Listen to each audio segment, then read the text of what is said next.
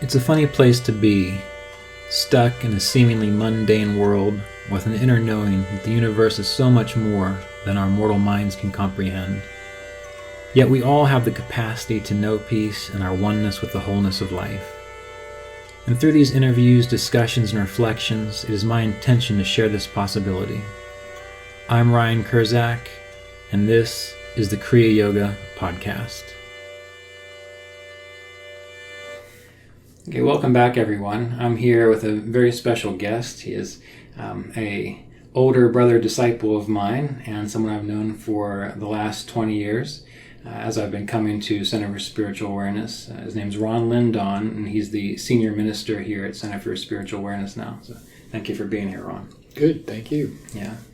And one of the reasons I wanted to do this discussion is because, number one, I know that you're working on an interesting movie related to Yogananda and the Guru lineage.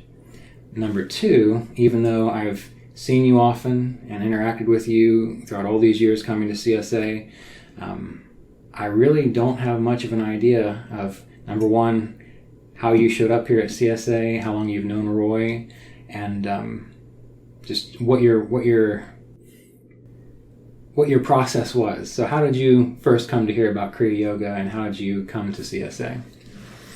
Okay, well, I wasn't looking for anything. A lot of people come to their spiritual path because things are not working, they're suffering, they have challenges, and I've been very blessed. So I was just having the normal young California lifestyle, working away, and I had just been promoted to taking over the photographic department at Westinghouse in Sunnyvale, which is a huge, it's 3,000 employees, 80 acres, and the photographic department was me. Right. So they put me in this position, which was wonderful opportunity. And one of the first people to come through the door to get a picture taken was a man named Arlie Gaines. Oh, okay. And Arlie Gaines was a technical writer at the company. Mm-hmm. And he wanted a picture that had nothing to do with the company. He wanted a picture for a poster because he was going to teach a meditation class. Okay. And I said, sure, I'll be glad to take your picture. And what year was this about? 1970. Okay. So this was in the fall of 1970. And in the process, we started talking about meditation, which I knew nothing about. So I said, what is this meditation? How's that different from self-hypnosis? And he invited me to come to his study group. So he was Roy's center man. He was his representative in San Jose. Okay. And had been for several years. And he had a study group in his house every Tuesday night. Mm-hmm. So he invited me to come, and he gave me one of Roy's books. The first one I read was How You Can Use Your Creative Imagination. Mm-hmm. And I read that, and I said, of course, this makes so much sense. Why don't they teach us this in school? And so I began to attend Arlie's class, and also, besides other times, we would have chances to talk. And every day we would meet together for lunch and go meditate. So we'd spend our 30-minute lunch break, 20 minutes would be meditating, and then 10 minutes we'd, wolf down the lunch. So he was at Westinghouse too? Yeah. Yeah, okay. Yeah, he was a technical writer. Mm-hmm.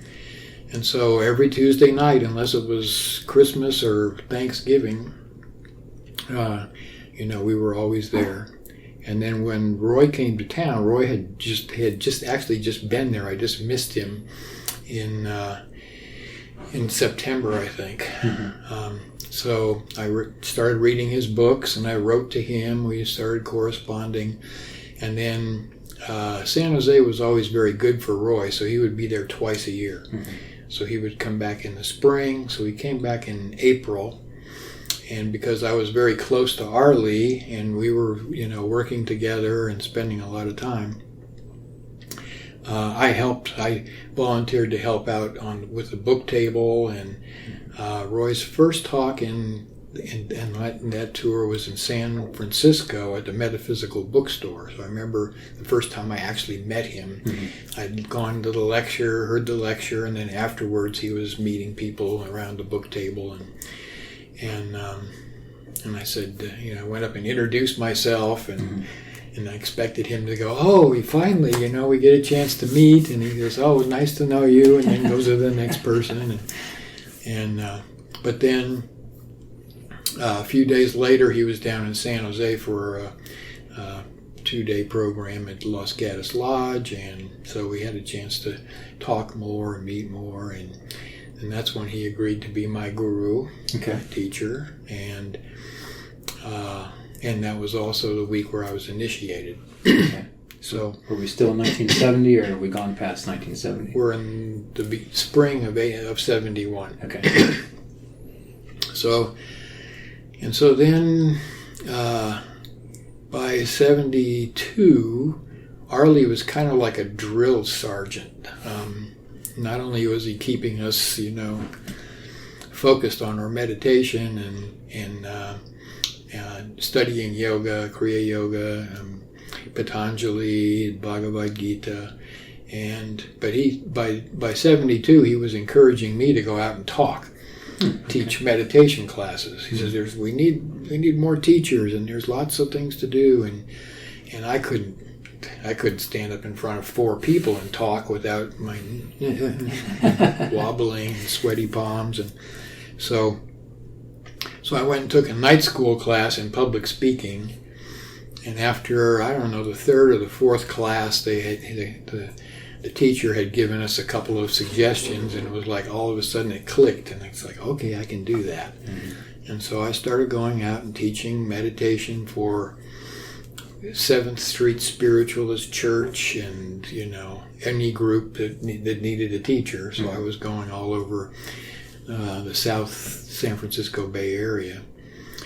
And eventually San Quentin, I went into San Quentin and taught the prisoners, and so that was happening. And then, 1975, Arlie was transferred to Iran. Oh, okay.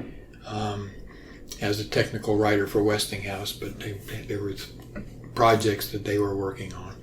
And so because he left, I took over the study group. Okay. So starting in 1975, the study group moved to my house, and so we had the Tuesday night groups were always at Ron's house. And then I continued to serve as the representative for Roy. So setting up arrangements for when he would come out twice a year for retreats and programs. And so that was 75. And then by 77, in the fall of 77, I picked him up at the airport. And on the way back to San Jose, I said, I've decided to quit my job. I've done everything with photography you can do, every kind of camera, and I don't want to be working at this company for 25 more years. I want to continue to grow, and everybody loves me, and we're getting along, and it's a great job, and it's a good time to go out on a high note. Right. So I had decided that the following summer I would go look for another job and do something that was, continued to be challenging. And so he said, well, why don't you come back and work with me? I said, wow, what a great opportunity. And I mean, I'm called to this ministry, and I feel like it's an important part of my life, but how do you know unless you do it? So I thought, wow, this is really super opportunity. And at the same time, I thought there's no way. Because I've got, this responsibility. I have a house and a dog and 2 motorcycles and a car and a wife and a very busy lifestyle, and it was very interesting. So, and I thought, I just don't know how this could possibly work. But when I came home that night, we were sitting around having dinner with my wife. Just my wife and I. And I said, you never guess what Roy said on the way back from the airport. And she said, well, if that's what you really want to do, let's do it. So it's like, this is, an invitation from the universe. And so I made arrangements, gave my boss 6 months notice, and they put me on a special project to spend a lot of their money on a new system for this video system for the company. Mm-hmm. And then, when the time came, it was in the fall night of the next year, 1978. Sold everything, had a garage sale, and it was scheduled to start at 9 o'clock on Friday morning on my last day of work, and my wife was home to take care of it. An hour before the garage sale, somebody showed up and bought everything. Everything. It was like, there's nothing left. Motorcycles too? Including my car. Oh, including your car. Gave my motorcycles to my brother and the dog to the kids across the street, and packed up a few belongings in a little 14-foot U-Haul truck and drove across country and landed here at CSA. Well. So that was 1978. Yeah. And when I left to come here, I had absolutely no idea what I was going to be doing. Mm-hmm. This was the opportunity to come and participate, and so that became a new, interesting adventure. So did you stay on the grounds, or did you have a place to stay? Yeah, no. In those days, we had some double-wide mobile homes that were where the guest houses now are. Okay, right. So the lower one down here was my house. So okay. I lived here for 5 years. Okay. And worked. So it's like 82 or 83, something like that? Till 83, yeah. Okay. From 78 to 83. And when I got here, it was in the fall in August, and we had a retreat, like 2 weeks, I think, after I arrived. Mm-hmm. And there was a fellow here who had been here with Roy for almost a year, Sam Sasu from Ghana. And so at this first retreat, Roy called Sam and I up to the front and ordained us both as ministers. So I didn't see that coming. And we hadn't talked about this, but this was his way of doing things. Right. So I was ordained as a minister, and in those days, the Sunday morning programs were half an hour of meditation and a half an hour of teaching. So there'd be a talk, sharing. And Roy was on the road a lot. I mean, he was still traveling to about 50 cities every year. So he was on the road at least half the time. So when he was on the road, then the other minister who was here with me, David Sunday, David had come out a year before me, but he was part of our group in California. So David Sunday and I would take turns doing the Sunday services, and then also programs. And I was started going serving Unity churches in the area, so down in Gainesville and up in Franklin and over in Asheville, and so I was traveling to do talks for them on Sundays as well as working here. Well, since I've known you, you've always been doing design work and audio-visual stuff. So has that been what you've been doing the entire time for CSA, aside from the ministry portion of it? Well, my background was, I was doing not only still photography, but also we started doing training films, and that was 16 millimeter when I started, and by the time I left, video had started. Industrial video was available, so yeah, I started doing videos of Mr. Davis when I came here. Actually, I was doing them out in California when he would travel out there. So we do have some video of him back in the early 70s, throughout the 70s, that I was able to do. So yeah, I did video. But the first thing I had to do when I got here was to work in the printing plant. There was a printing business that was part of CSA. Sort of a separate department within CSA, and it was the profit department that was supposed to be generating extra funds for the ministry, but it was kind of something that Roy had inherited when he took over as the teaching center, and the folks that had set up the printing business were really sweet people, but they weren't very good business people. Mm-hmm. So the printing business was about $100,000 in debt. Oh, okay. And it was filled to the ceiling with jobs to do that were all bid out at very low prices. So, right. So the first thing I did was they taught me how to run a little printing press, Mm-hmm. and I was running the printing press and printing all of Roy's materials, you know, the lessons and whatever we needed printed from here. So I printed all that, and then also worked on the projects that the printing company had, Mm-hmm. Which mostly were report card folders for 1 million report card folders for schools all over the Southeast. It was crazy. And also working back in the department here that was preparing books. Everything was done manually back then, so we had to take big galleys and cut them up and paste them on pages and photograph them and strip them onto plates and lots of stuff. So I was working, Mm-hmm. as well as taking pictures for Roy. And then the fellow who was in charge of the printing business retired. Mm-hmm. And so for a time, Roy put me in charge, and so now I'm running the printing shop, Okay. and bidding out new jobs and taking care of the employees, and so that was. Did you reverse the debt?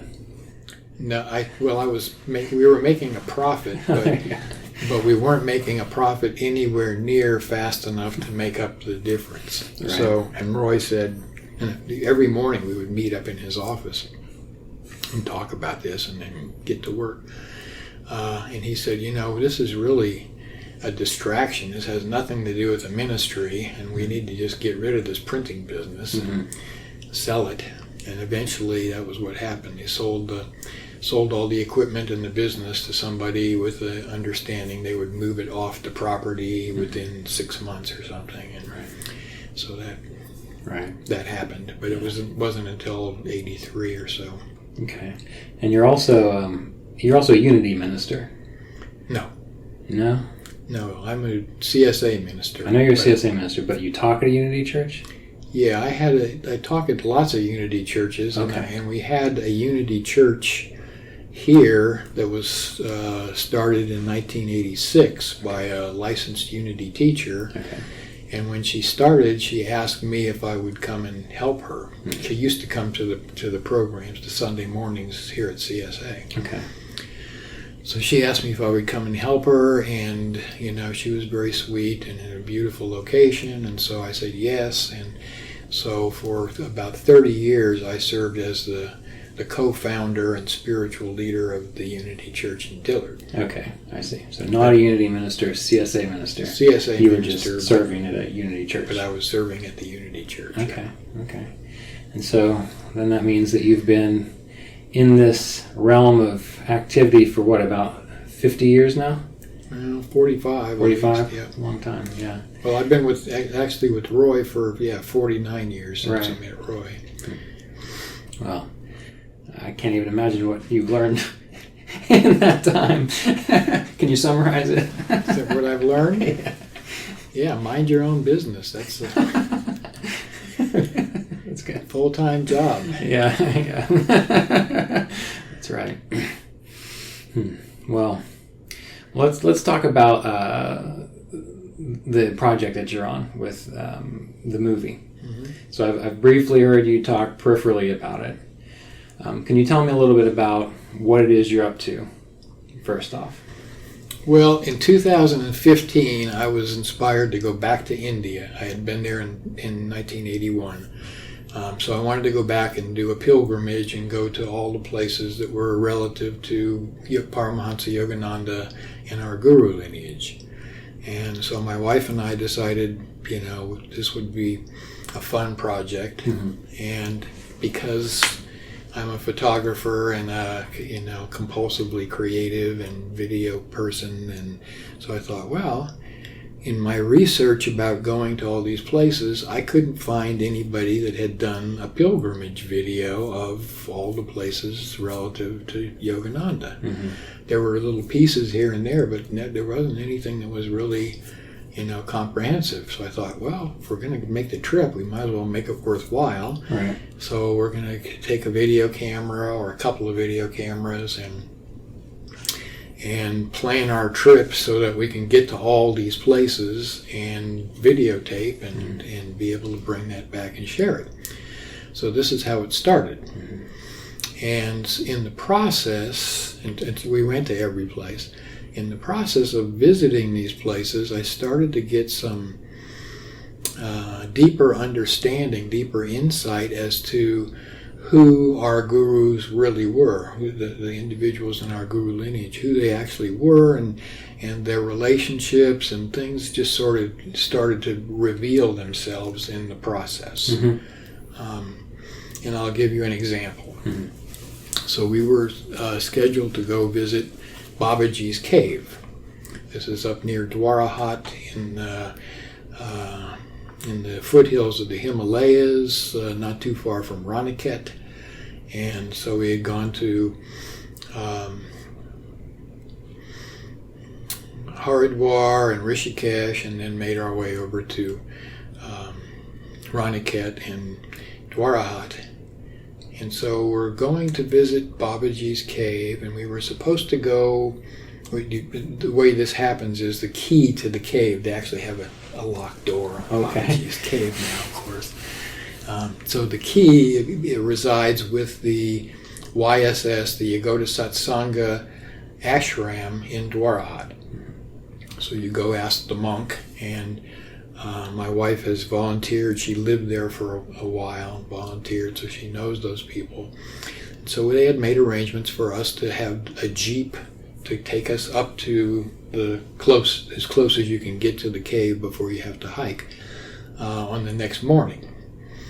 So this was all arranged, and we're set to go. And our plan was to go early in the morning, hike up, visit Babaji's cave, and in the afternoon on the way back, not very far from Babaji's cave, is a temple.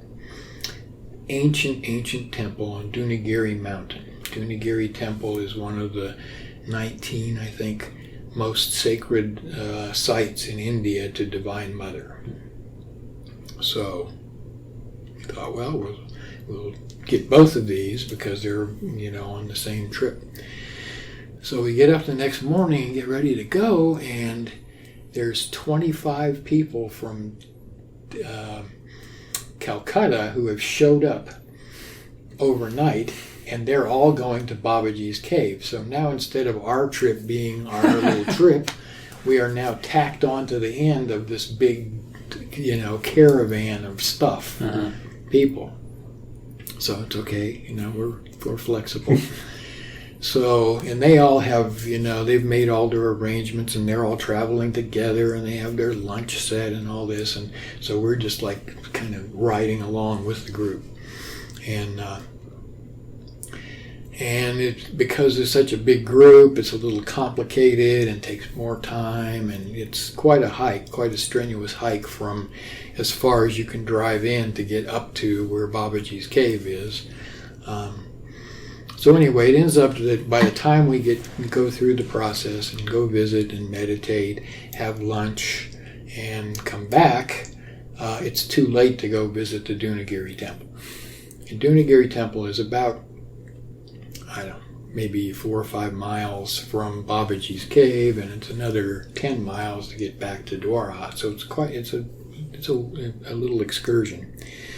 So we missed the Dunagiri Temple, and went back to the ashram, and we had planned to stay there for a few days anyway. So they arranged to have a jeep take us back to the Dunagiri Temple the next day. Mm-hmm. So we go back, and there's 300 steps, like a kilometer climb up to go to the temple. Beautiful, it's all covered, bells all the way along, and it's quite exotic. And you get up to the temple, and just before the last little part of the climb, 30, 40 feet, there's a big tree on the right, and around the tree is a little wall, and inside the wall is there's an opening. Inside the wall, there's flowers and incense burning and this little altar, this little sanctuary. And on the side of it, there's a sign that says, this is where Babaji and Lahiri Mahashaya would meet, and where Babaji would teach Lahiri. So I'm looking at this and I think, well, why would Babaji be here? I mean, why would Babaji be in this area? The only reason to be in this area is to be at this temple. This is a really juicy, very, you can feel the energy. So this is what attracted Babaji. Why would Lahiri Mahashaya be hiking and find his way to this place? He was a clerk. He was a clerk for the military. The military was building a new fort, a new center up in the mountains. Many reasons, but his job, their job was building roads and taking care of supplies. And he's a clerk. He's very adept with many languages, and he can communicate. So his job is he's traveled all the way up there just to let the home center know what's happening. Right. So he has a lot of time on his hands, when he's not writing letters. And so if he's going out to explore, where's he going to go? Well, there's this Dunagiri temple. It's this amazing sacred place. So he would naturally be wanting to be checking this out. Babaji would naturally wanting to be wanting to spend time at this. This is where they met. You see, there's no question in my mind that this is, this happened. Where they say Babaji's cave. Babaji's cave was. It was decided after the fact that, Babaji didn't actually have real estate, and there's no original address there. So this was decided in the 60s later on that this was Babaji's cave, and there's some question about whether what's normally thought of as Babaji's cave is really it, or there's another, a little bit harder to get to and much harder to get into place that some say that's really Babaji's cave, but this one's easy. So so Babaji's cave is halfway up this mountain called Pandakola Mountain. Pandakola is from the Pandava brothers. So in the Bhagavad Gita, the Pandava brothers were sent into exile for 12 years plus 1 year. Where they went in exile is supposed to be this mountain. So the top of this mountain, Pandakola, is where Babaji's cave is, and it's right around the rim. The mountain range kind of has a rim, a U-shaped rim, and it's right around the rim from Dunagiri Temple. So Dunagiri Temple's here, Pandakola Mountain, Babaji's cave, all in the same area. So these were the kinds of things that I was observing when I was there, and going, this, this makes perfect sense. And then we go back and then start reading about the stories, and of course there are stories in Autobiography of a Yogi, and some of what I found isn't exactly the same as what Yogananda wrote. So I thought, and I was doing a little talk on this, and somebody said, you mean Yogananda was lying in his autobiography? I've heard Indians tend to exaggerate things a bit. Well, anybody does. Yogananda was very adept at using the media and at using, look at the titles that he came up with for his talks, So he knew very much what would sell and what was interesting to people. And the stories that he got, many of these stories were secondhand. He went back to India. When he traveled back to India, he was doing research for the book that he was writing, which was The Yogi Christs of India. That was originally Autobiography of a Yogi. And that's what later became Autobiography of a Yogi. But he'd been working on this book for some time, and he was telling stories about these great yogis in India, and many of the stories were second-hand, third-hand stories of, the telephone game. So it wasn't like he had fact-checked all this and had somebody doing research. No, he would talk to people and make notes, and then come back and tell the story, and then his writing was heavily influenced by Lori Pratt. Mm-hmm. So Lori Pratt was a very literate lady, very amazing, technician with the language. And if you read the autobiography of a yogi, and then you read letters that we have of Yogananda writing to his students and disciples, it's not the same. Mm-hmm. Yogananda didn't have that facility with the English language that's in the autobiography. That was Lori. Yeah. So stories were told to Yogananda, mm-hmm. and then Yogananda, interpreted those and told those to Lori. He would dictate. And the dictation was then transcribed. They take shorthand. Then the transcripts were then given to Lori, and Lori would sit there and write it up as a story. Mm-hmm. So what we have in much of the autobiography was, this stories of stories, mm-hmm. and not accurate historical facts, but rather this is generally what happened and the general feeling and the tone. Right. But I found that by actually doing some of the research that we have available now and looking at other texts, there were many people that were writing about what was going on at the time, mm-hmm. Besides Yogananda. And so looking at the variety of stories and comparing, it's not really difficult to be able to sort of intuit, well, this is what's really happening, and this is, the way this unfolded. And mm-hmm. so. Well, I want to stay on point, but just everything that you brought up brings up something that comes up a lot. And that is, while Autobiography of a Yogi is very inspirational, and it's what got me interested in Kriya Yoga, oftentimes people get so hung up on how fantastic those stories are. Sometimes it seems to me that they kind of miss the point of the teachings behind mm-hmm. maybe the morals of the stories. So maybe you've thought about it. How do you reconcile, like when you're interacting with people and they say something like, so you're saying Yogananda wasn't 100% truthful? How do you reconcile that, or help them reconcile the importance of Autobiography of a Yogi, but also trying to see it in the context that you're explaining? Yeah, well, there is this tendency to romanticize, and because it's such a masterful work, mm-hmm. I mean, it has his consciousness, his juice, mm-hmm. That is part of that writing and part of that text. And so we have to step back and ask ourselves, what was the purpose? Mm-hmm. Why did he write this book? Well, again, if you look at the book, more than half the book is stories about other people. Mm-hmm.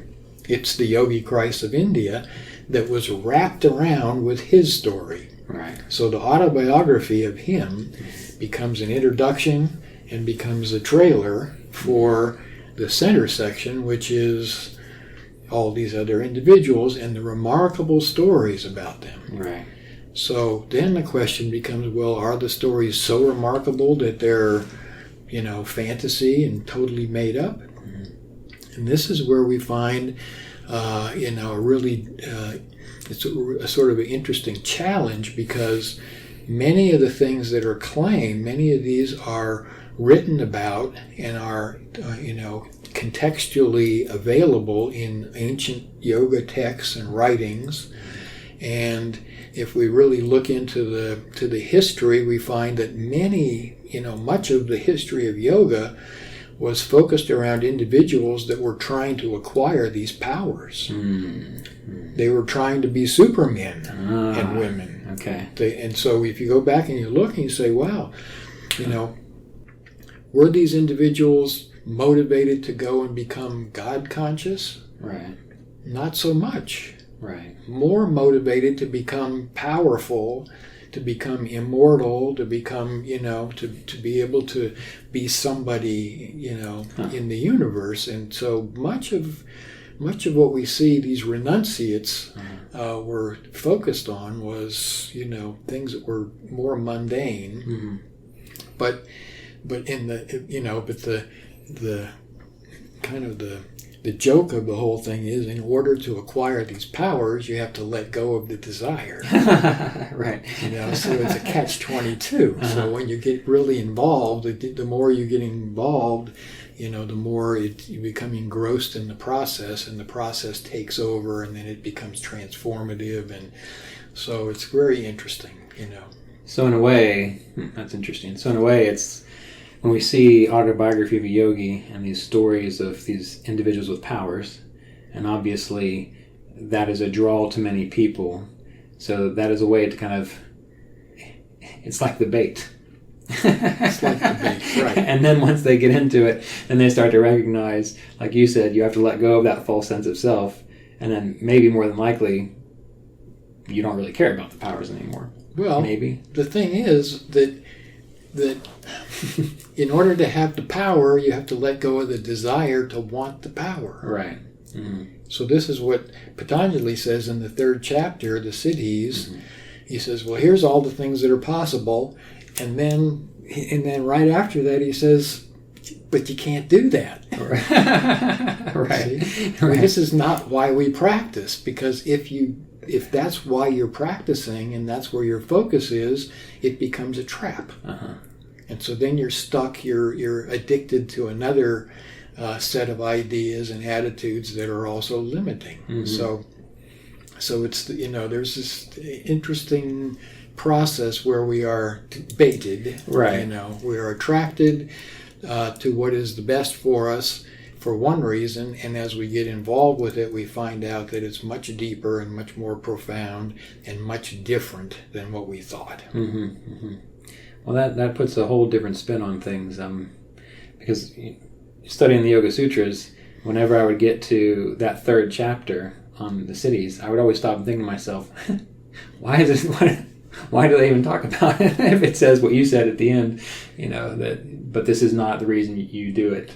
So that's, it reminds me of a story in Vasista's Yoga. I don't remember the exact one, but it's a story of these individuals that go out into the woods looking for firewood. They think they're looking for firewood, but they end up finding like the gem of wisdom. So it seems like it's a similar kind of thread throughout maybe yogic literature to kind of work that way. Mm-hmm. Okay. It's hard to make peace with, though, because when you want to just get down to reality. Well, yeah, but see, that's the problem. When you want to just get down to reality, like there's something to get to. I see. It's, the whole inside joke is that you're already it. You're right. already there. Whatever you're looking for, you carry around with you, mm-hmm. And all the processes and techniques and all of the running around that we do is kind of chasing our tail. The reality is that the waking up is, it's, I'm watching this happen. I'm watching myself think. I'm watching myself make these decisions. I'm watching, and what is it that's the I that's doing the watching? Right. So we're constantly, we work really hard to come back to this awareness, this understanding that we are already it. Mm-hmm. Right. When I think about that, there are a lot of, I've only gone to a few of these talks, but like non-dualist teachers that seem to have a sentiment like you don't have to do anything. You just, you take that idea of you are it and then that's it. When this is something I've thought about a lot, when it seems that practicing meditation and the Kriya pranayama practices, that this gives maybe it seems like maybe it reveals it with more clarity, or because if you tell someone that's it and they're, say, anxious or depressed or not a happy person, then they sit around just kind of thinking, well, this must be it. So the processes themselves, do they just give you an excuse to recognize that it is it? Like, how does that? No, they're actually, and it's amazing to me that these yogis figured this stuff out so long ago. Uh-huh. This is transformative. Uh-huh. This is rewiring your brain and your nervous system through practice. If you do anything that you do with repetition, the brain is a very efficient organ, and so it works to simplify and to make automatic whatever you do with repetition. So you can tie your shoe without even thinking about it. But if you had to write down how you tie your shoe, which string do you put on top, how do you make the loop, I mean, just describe it in detail, you got to really think about it. So you know how to do it, but do you? And so this process of practice that we do is rewiring the brain to make it easier, to make it automatic for us to come into these states of awareness, these places where we can be conscious and bright, not thinking, but just to be aware. And normally, Mr. Davis would say, well, normal, ordinary consciousness is blurred, fragmented. We have these neural networks, millions of neural networks, 100 billion neurons and 10,000 connections with each one. So each neuron can be in a network with 10,000 can be in 10,000 networks. So we have these millions of networks, and each network is responsible for, some of them are taking care of the body, some of them are thoughts, concepts, ideas, and they're all firing all the time.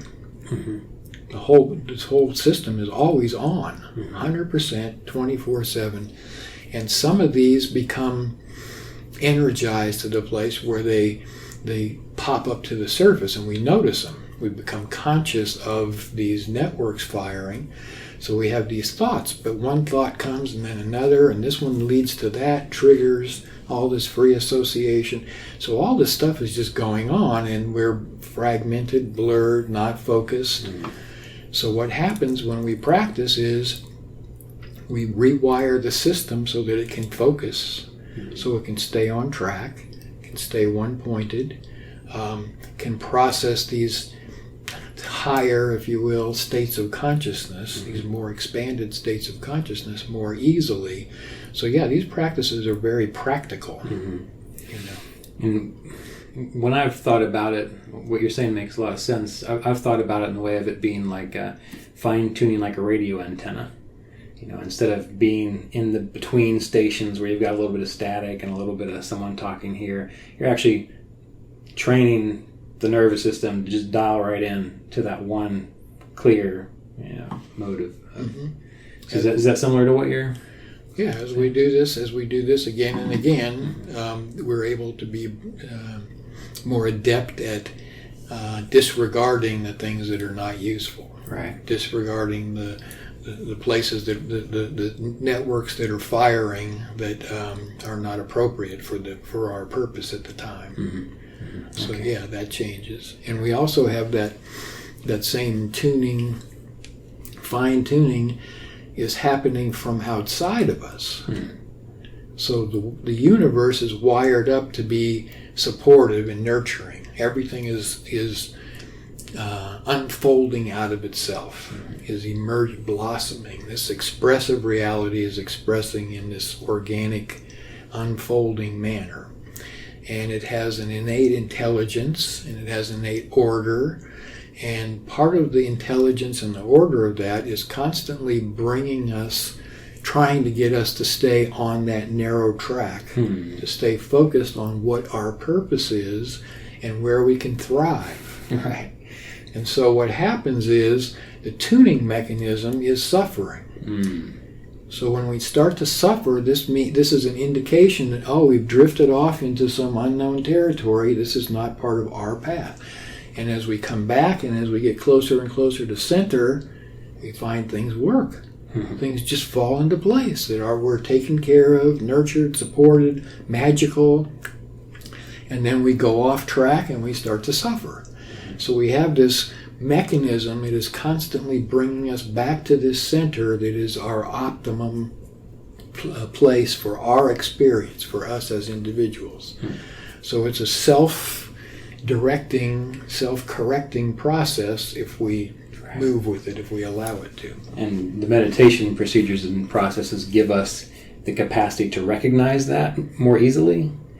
Well, without having to have the, grosser form of getting beat down, suffering.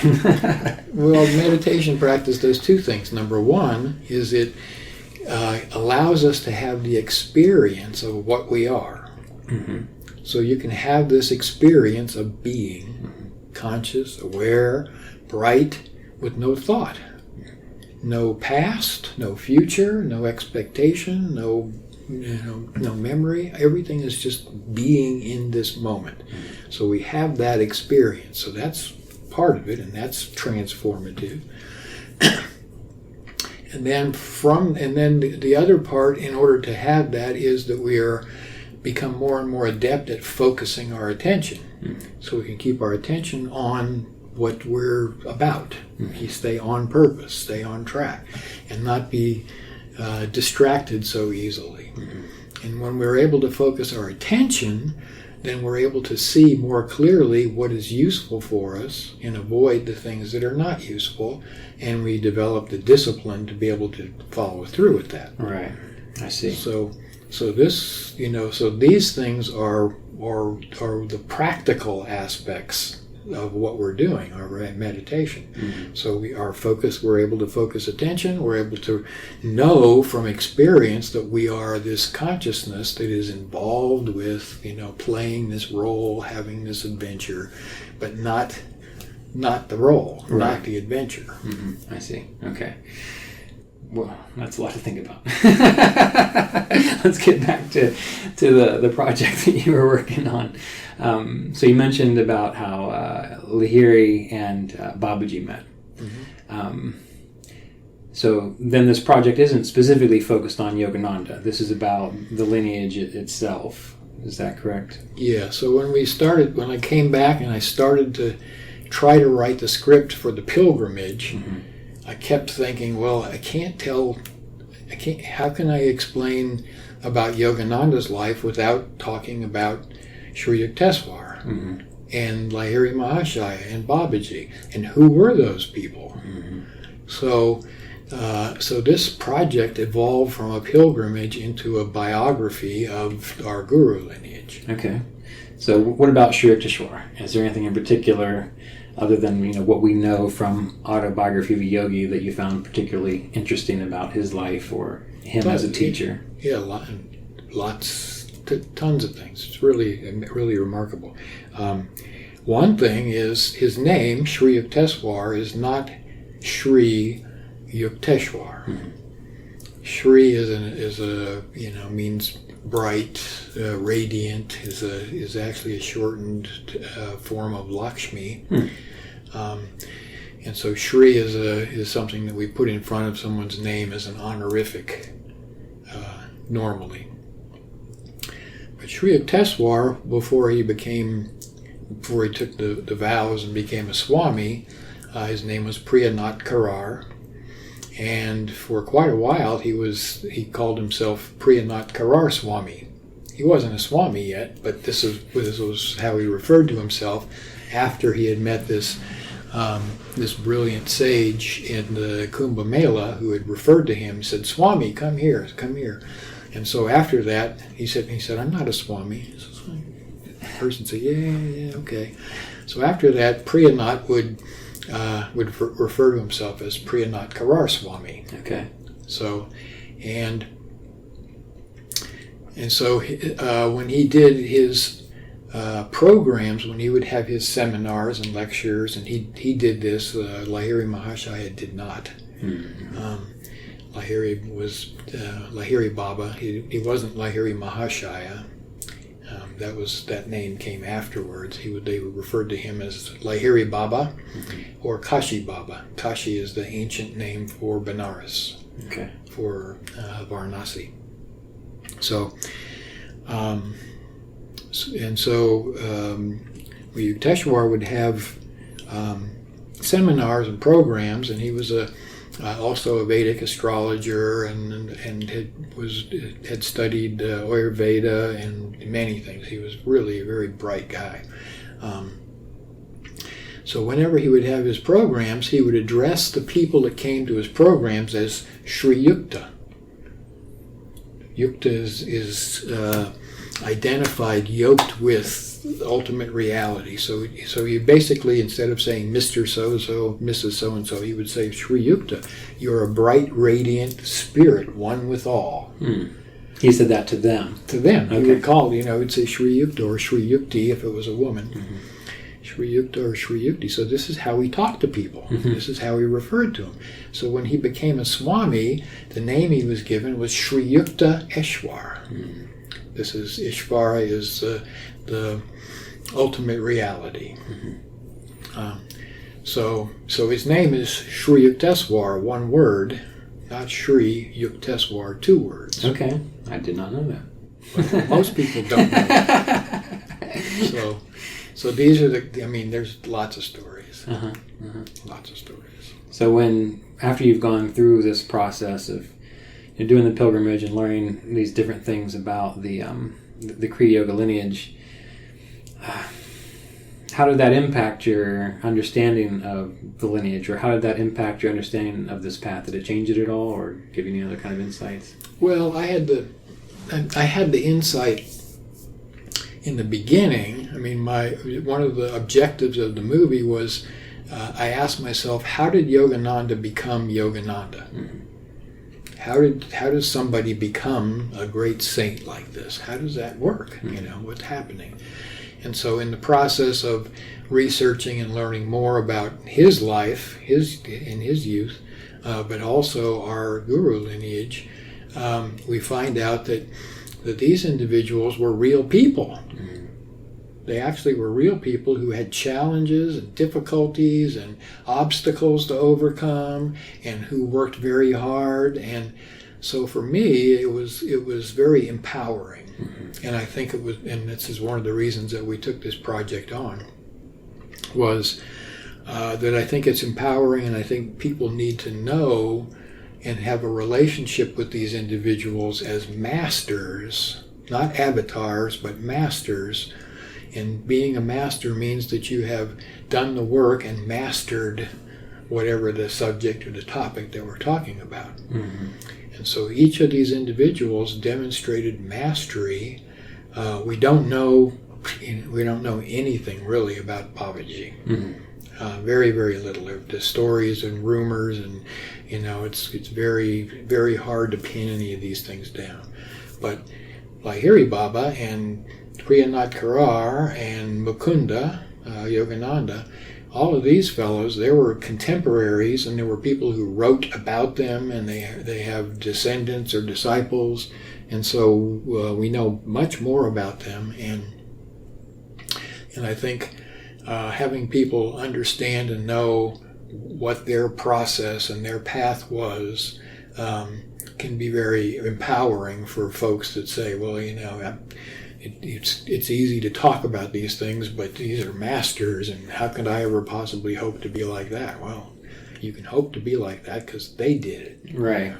So in a way, seeing them as humans who went through the human experience, but also they were able to master their human nature or their human consciousness, such that they were able to process these higher states. By seeing that, the idea is that then maybe other people recognize that, hey, you can do it too, right?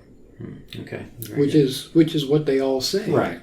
They all say you can do it too, but we think, well, it's easy for you to say, But I remember Roy, it's actually in one of the videos we have, where he said, someone had asked Yogananda once, he said, Master, it's easy for you to do these things because you're a master, but it's hard for us. And Yogananda said, how do you think I got to be like this? Right. See, how do you think this? And so I think it's important to have that understanding that, if you do the work, if you're willing to show up and do the work, the results, the reward will come. Very good. Well, do you want to talk about the projected date you have to release this, or should we save it and then I can put it in the liner notes of this talk? Yeah, at this point, my plan is this is 2019 in the fall, and my plan is to have this out in the spring spring or certainly by the summer of next year. Okay. And will be available? How will it be available? That's it. Well, I'll start off. I'll have some DVDs made, but the world is moving very much in the direction of streaming. So, I have a couple of possible streaming services that'll be available, and this way, people all over the world have access to it instantly. Right. So we have a website, becomingyogananda.com, and it has hundreds and hundreds of pictures of all the places in the autobiography of a yogi, all the places that we went on our pilgrimage, some videos. There's actually a video on there that's kind of the pilgrimage video. It's not the one that I would have made, but we just did a presentation and said, here was our trip. Right. Kind of this is what India looks like, and here's traveling to this place and what we encountered. And so that's a good presentation. That's something folks can look at. Okay. We'll announce it there, and we have a Becoming Yogananda Facebook page and email list that will be announcing it. So that will be happening next spring. Okay, so next spring.